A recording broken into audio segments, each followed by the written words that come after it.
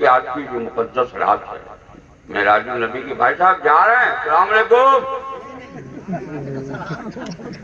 اگر پینٹ کے خراب ہونے کا زیادہ شبہ ہے تو آپ جا سکتے ہیں، یا پھر گھر سے فون آ گیا ہو کہ جلدی آئیے تو جا سکتے ہیں۔ حضرت پانی کیوں آپ لوگ ٹھنڈی رات میں اتنا پیتے؟ کربلا میں آپ لوگ ہوتے تو فرات کی ہر سوتوں کو چوس جاتے ہیں۔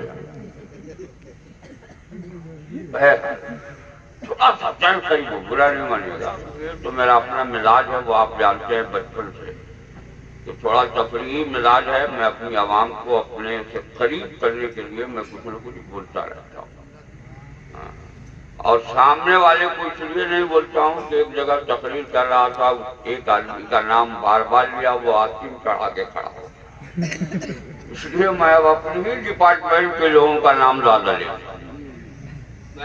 مگر مکھیا جی نے اس دن کہا کہ ہم کو نوٹ ووٹ رکھتا کھدرا کرا کے رکھنا ہوگا، پتا نہیں مکھیا جی کو جتنا بیلنس ہے اس میں 20 روپے کا نوٹ کہاں سے آ گیا ہے۔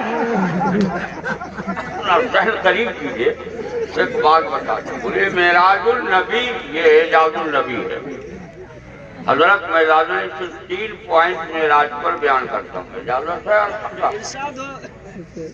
سرکار گئے اور آئے، اتنی مدت لگی یہ نہ ہم کو معلوم نہ آپ کو معلوم، مگر اعلیٰ حضرت کی زبان کیا بولتی ہے کہ زنجیر بھی ہلتی رہی، بستر بھی رہا گرم، ایک پل میں سر عرش گئے اور آئے محمد صلی اللہ علیہ وسلم۔ پل بھی میں نہیں سمجھا ہوں کہ پل کس کو کہتے ہیں، یہ تو اعلیٰ حضرت ہی جانے، ہمارے بس کا روگ نہیں، لیکن زنجیر بھی ہلتی رہی، بستر بھی رہا گرم۔ حضرت جنید بغدادی سے میں نے پوچھا تو حضرت جنید بغدادی نے فرمایا کہ میرے سرکار کی جو معراج کے لیے گئے اور آئے تھے اس پل کی مدت 27 سال کی تھی۔ کتنی؟ 27 سال۔ 27 سال میں جتنے عرصے گزرتے ہیں اتنے عرصے میں مصطفیٰ پوری دنیا کی سیر کرنے گئے، اعلیٰ حضرت بول رہے ہیں ایک پل میں گئے، ہمارے شورا بول رہے ہیں ایک پل میں گئے، ہمارے علماء فرما رہے ہیں ایک پل میں گئے، پورا مورخ بول رہا ہے ایک پل میں گئے، اور تاریخ بھی یہی بتاتی ہے کہ سرکار ایک پل میں گئے اور آئے، اور جب تشریف لے آئے تو حال یہ ہے کہ لوگوں کو فجر کی نماز میں کے بعد جب لوگوں نے پوچھا، ابو جہل نے کہا اے محمد آج بھی کوئی نئی چیزیں ہیں تمہارے پاس جو تم بتا سکتے ہو؟ تو مصطفیٰ نے فرمایا میں یہاں سے مسجد اقصیٰ گیا، نبیوں کی امامت کی، مسجد اقصیٰ سے میں آسمان پر گیا، وہاں گیا جہاں کہاں یہاں وہاں نہاں کچھ نہیں ہے، بلکہ وہاں خدا تھا، جانے والا مصطفیٰ تھا۔ ذرا روح سے بولے محمد اتنا جھوٹ بولتے ہیں معاذ اللہ، وہ ہنگامہ کرنا شروع کر دیا۔ کبھی کبھی میں کہتا ہوں کہ میرا اسلام وہ ہے جو غیروں سے بھی ہماری حقیقت کا پرچار کرا دیتا۔ میرے نبی کے اس معجزے کا اور اس سفر کا پرچار ابو جہل کی زبان سے زیادہ ہوا۔ ابو جہل گیا دوڑا ہوا کہا اے صدیق، آج تو تیرے محمد نے بہت بڑی بات سنائی۔ کہا کیا ہوا؟ کہا تیرے محمد کا کہنا ہے کہ میں معراج کے لیے گیا تھا اور آیا تھا۔ تو سیدنا صدیق اکبر نے یہ نہیں کہا کہ تم کہہ رہے ہو کہ محمد کہہ رہے، بلکہ ابو جہل نے کہا تمہارے محمد نے یہ کہا۔ تو صدیق اکبر نے فرمایا سچ فرمایا میرے مصطفیٰ نے۔ ذرا زور سے بول، ذرا زور سے بول، میرے مصطفیٰ نے سچ فرمایا۔ بہرحال ادھر جاؤں گا تو پھر ایک الگ بحث ہو جائے گی۔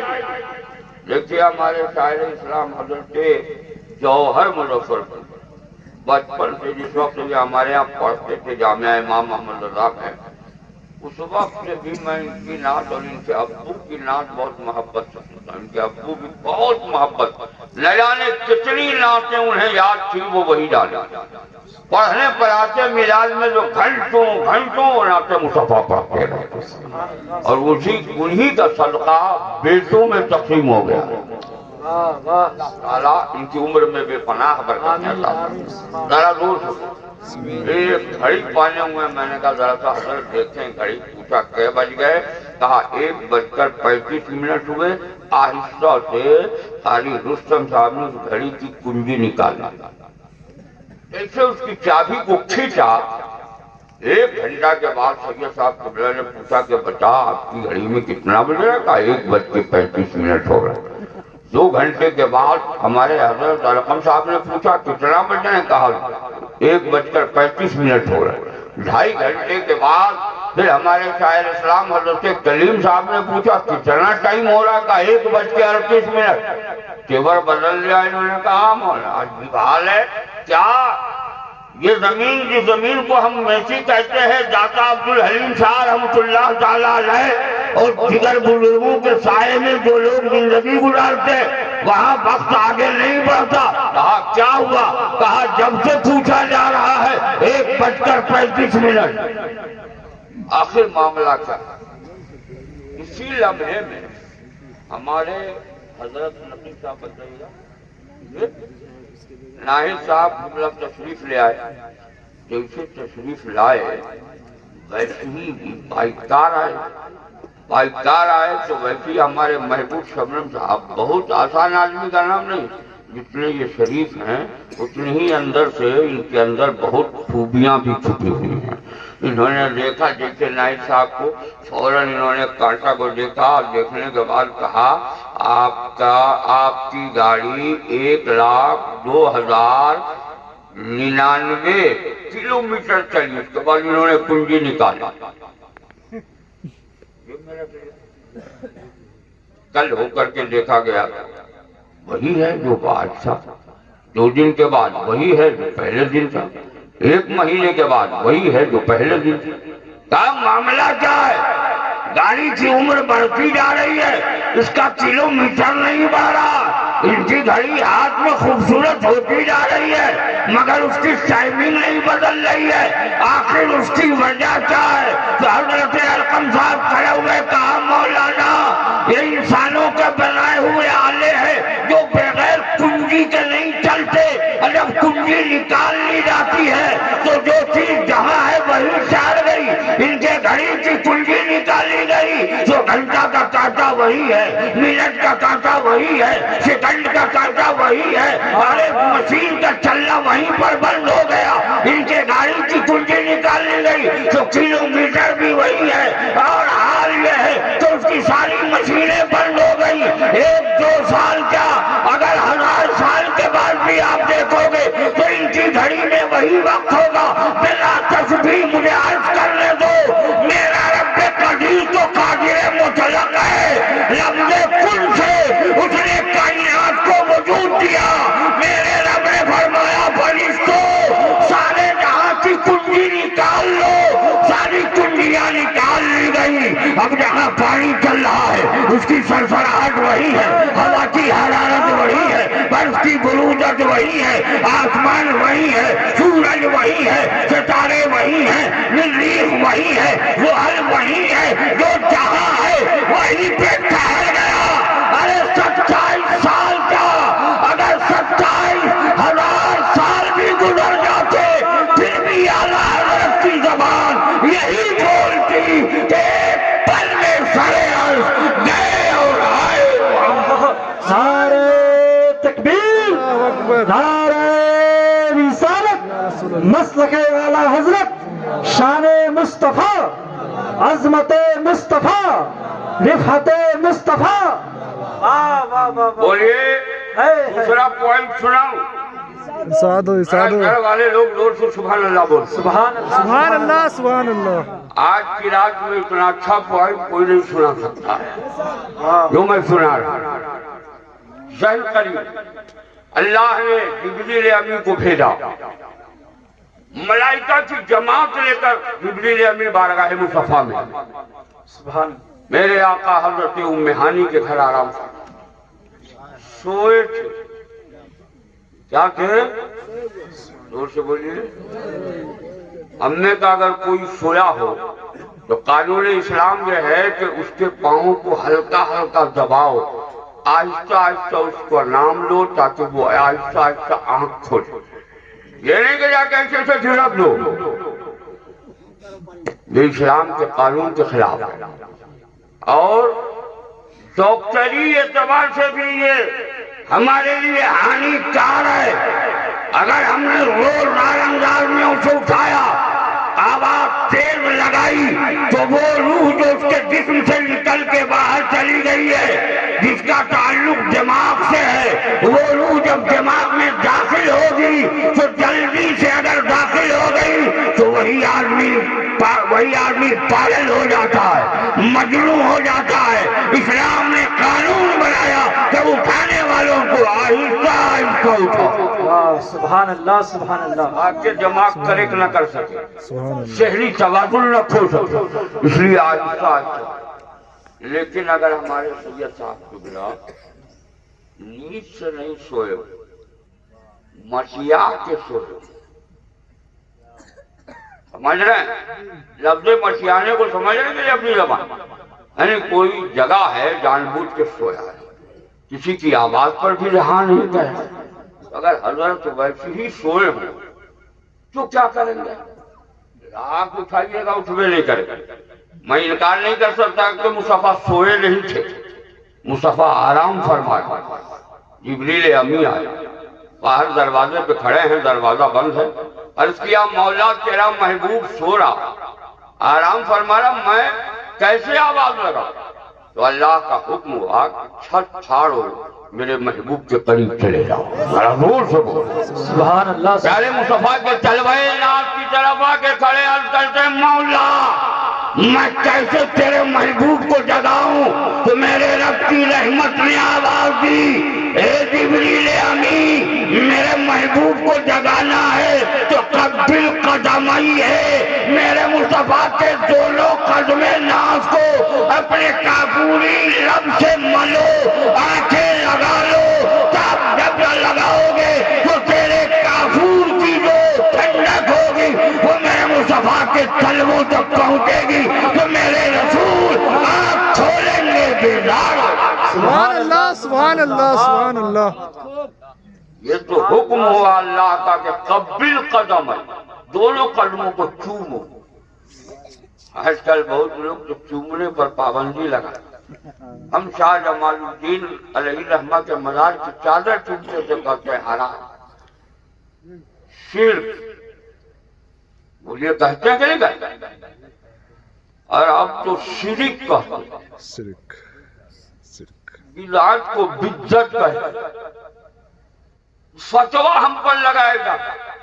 ہم نے کہا ظالموں, اگر ان بزرگوں کے مزار سے لگی ہوئی چادر کا چومنا حرام ہے تو جبریل کو کیوں نہیں کہتے جبریل تو نے میرے نبی کا کلوا چوما ہے, یہ حرام ہے.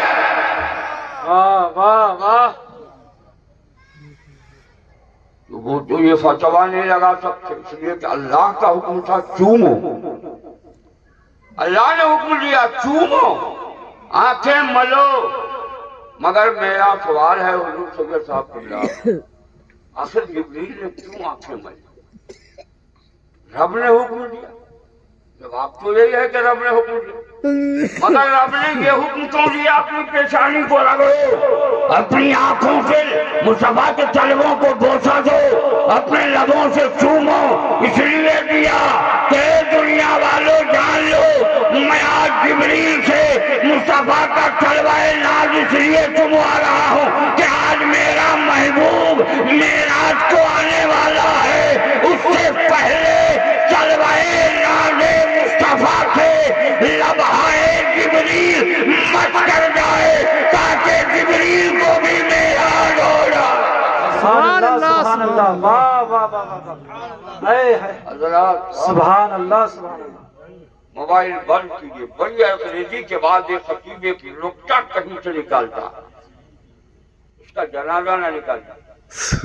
میں یہی تقریر اگر بریلی مراد آباد سنبھل میں کرتا تو 3,000 علماء اسٹیج پر ہوتے ہیں الحمدللہ، اور وہ سارے علماء بہت دعائیں دیتے ہیں اور کافی جان دیتے ہیں۔ تھوڑا سا ذہن قریب کی میرا ایک سوال ہے مکھیا جی، ادھر ادھر کرنے کے لیے ہاتھ مت بڑھائیے، آپ کی تھیلی سے زیادہ قیمتی حضور قادری کے جملے ہیں۔ بے شک میں آپ کا ہوں، آپ کی گود میں پلا ہوں، بہار کا ہوں، لیبل بہار کا لگا ہے، بہت آسانی سے مل جاتا ہوں، تو اتنی آسانی سے مجھ کو باؤنس کرنے کی کوشش نہیں کی، ورنہ لاک ڈاؤن سے پہلے لوگ 6 مہینے سال بھر میرے نمبر پر لائن لگاتے تھے تعلیم مل جائے۔ تو لاک ڈاؤن کی مہربانی ہے، اللہ تعالیٰ اس ظالم حکومت کے پنجے ظلم سے ہم سب کو نجات عطا فرمائے۔ زور سے بولیے تھوڑا سا ذہن قریب کیجیے۔ میں مکھیا جی کی طرف سے ایک سوال قائم کرتا ہوں، بولیے قائم کروں؟ خالق ہے، بولیے ہے یا نہیں، سے انکار نہیں کر سکتا۔ آدم سے لے کر محمد الرسول اللہ تک سارے نبیوں کو پیدا فرما، دوسرے نبی کو معراج کے لیے کیوں نہیں بلایا، میرے مصطفیٰ کو کیوں بلایا؟ سنا رہے؟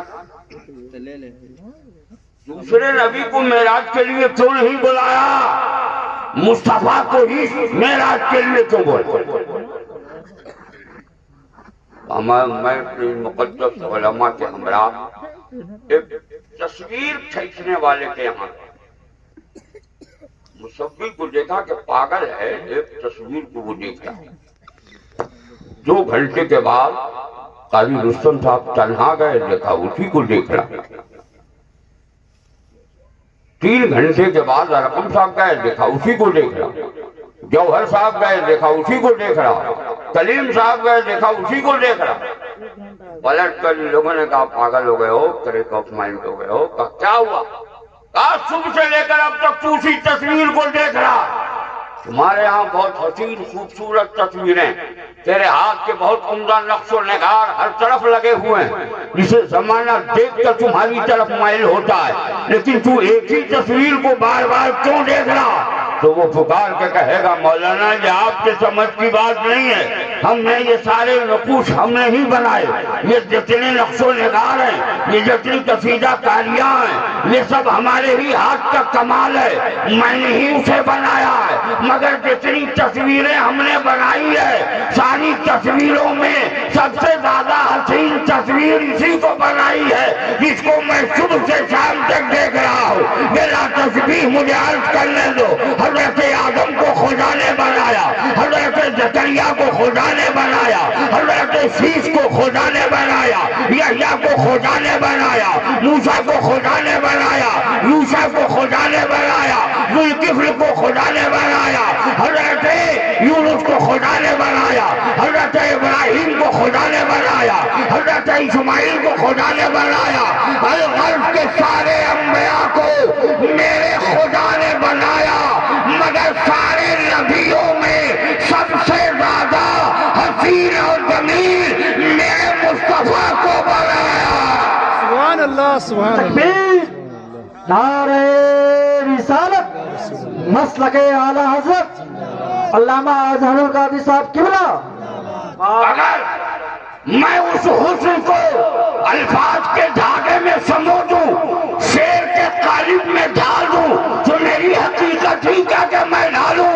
حضرت حسان نے جب جمال مصطفیٰ دیکھا تو پکار اٹھے، وَآسَنُ مِنْكَ لَمْ تَلِدِ النِّسَاءُ وَأَجْمَلُ مِنْكَ لَمْ تَلْقَتْ عَيْنِي۔